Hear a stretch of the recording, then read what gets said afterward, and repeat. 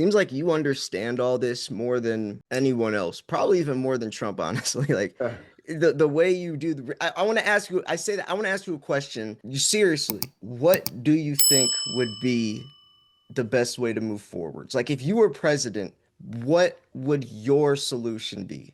Like really think about this. Like what the first thing you have to do is stop spending, and that's just it, and that's the problem. These people get elected by making promises, and that doesn't go over very well. But you can see that the complete and total um, lack of any responsibility or even common sense in the way that we spend. That we need to uh, drastically shrink the size of government and let the free market take over. Free market enterprise should take over much of the stuff that the government does. It would be a far more efficient and less costly endeavor. We need to start to pay down the debt. We need to save. We need to exploit the natural resources in this country. We need to do a lot of things, but it's almost like we are getting very well near the point of no return. Now, I want mm, to look at it at least from Trump's standpoint, because this is the problem, right? The problem is that it's called Triffin's dilemma. Well, Triffin's dilemma says that if you are the world reserve currency, you must always run trade deficits. You have to. You have no choice, because the need for dollars is far greater than you could ever provide just by trading. And when you look at the amount of dollar debt that's out there, there's a tremendous amount of dollar debt out there, Slayer. And, I don't know, the number's like $100 trillion. Countries that want to trade, they'll trade with one another in dollars. They have to repay that money in dollars. And so when you lend money, when money is being lent, it's lent into existence.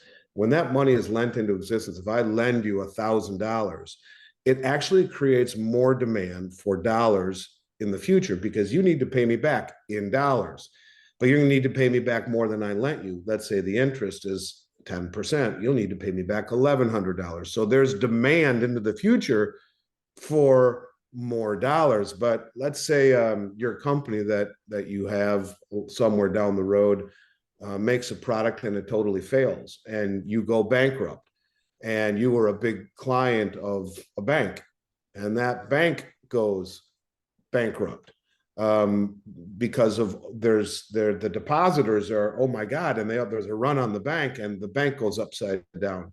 And then it starts a daisy chain. Well, all of the people that they owe dollars to, and they can't get their money because that money just vanished because the bank went under. And then it's a daisy chain.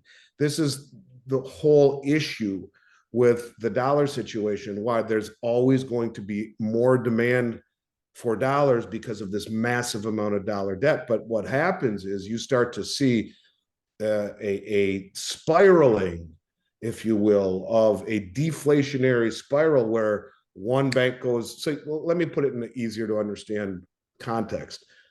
Silicon Valley Bank failed, and Signature right. Bank. Now the Federal Reserve printed more money to bail them out. But if that happens around the world, that doesn't work. So we saw that happen with Credit Suisse. Credit Suisse was going out of business, and they had to be bought by the Swiss National Bank, who didn't have enough dollars to bail them out. So they had to go to the Fed and to their swap line and borrow dollars to bail out the bank. Well, what basically happens is that this continues until there's not enough dollars to facilitate, because as de-dollarization is continuing to happen and the demand for the dollar globally is waning, that money is disappearing, because when money is lent in dollars, it creates more. So as slowly as it starts to wane in favor of other currencies or commodities, you have a problem where you may have the inability to get enough dollars in a situation unless the Fed comes in and prints more. And if the Fed comes in and prints more, then we see more inflation, which lowers the value of the dollar to begin with, which raises interest rates. It gets to a point where these countries won't be able to borrow dollars any longer because the rates are too high. and it's not profitable. And then the whole thing just starts to collapse. And you can see this starting to happen around the globe.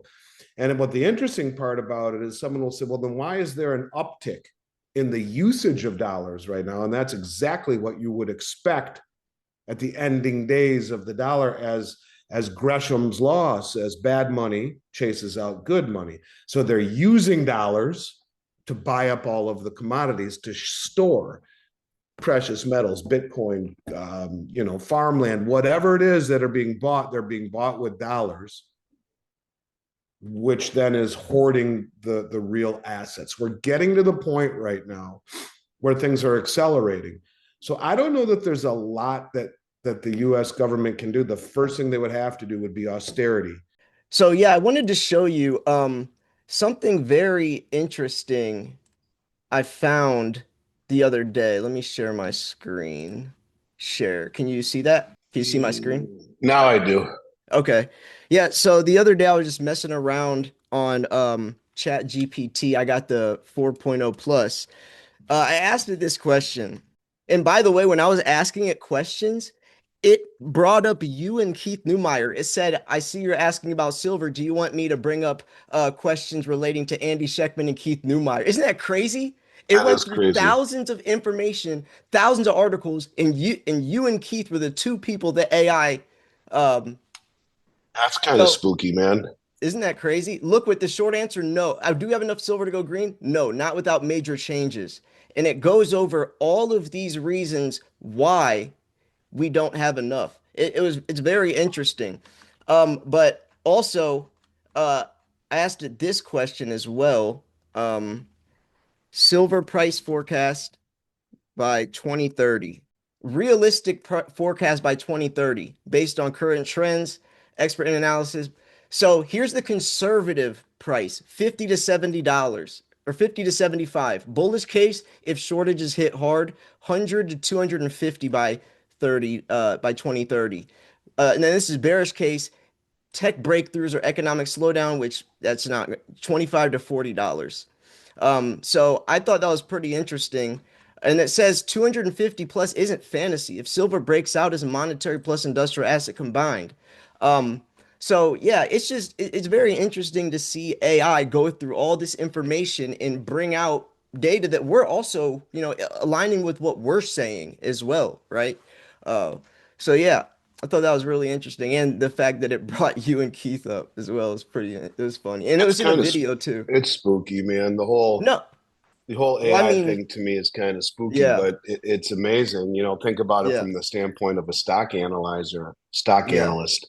yeah, His or her job is in trouble because that's what I think. If you are any type of research job that you used to, scan through law library books or try to analyze, real estate investment trusts or try to analyze specific corporations or industries, AI can do all of that in a matter of seconds right, and far more in depth.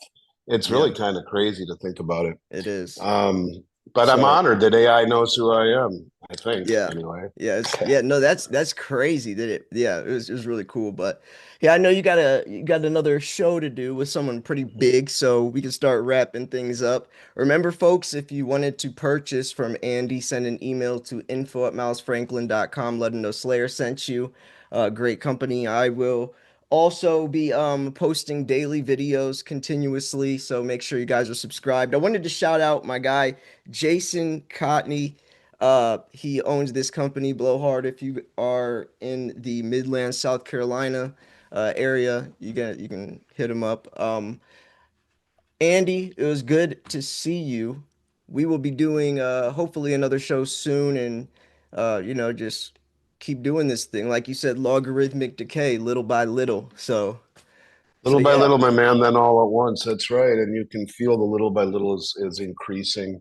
yeah, It's been far too long. It's great to see you again. And I'll look forward to doing this with you hopefully next week and yeah, looking at what the world is doing. And we'll continue to do our thing, man. But it's just great to see you back in action. yeah, yeah. Same.